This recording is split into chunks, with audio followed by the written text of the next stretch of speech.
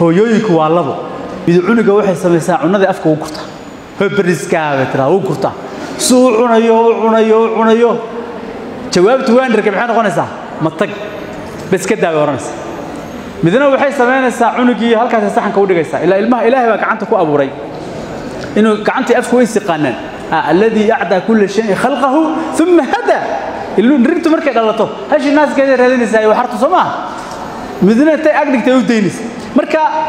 cunadii uu soo qaadanaya intuu gashanaya xoogaa kale uu soo qaadanaya afku gashanaya xoogaa kale uu soo qaadanaya wajigu marsanaya adigu markuu dhargo xoogaa dhulku ku daadinaya waxa laga yaabaa tan inay ka fikirto waxaan dhulka ku daadanaya iyo nadaafada ana waa dhaqaya bac ka xij waxay dhaheen labada cunug waxa korriin fiicnaada midka xorta laga dhigo bariiskiisa ha qaato xoogaa jeebka gurud xaaj adoo ka soo gur sawir cadma waxay kale oo dhaheen farsamay sheegan cunugu waxa la markuu yiri xiwaarka waa golaya cunugu markuu yiri yani waa meesha xiwaar ka bilowday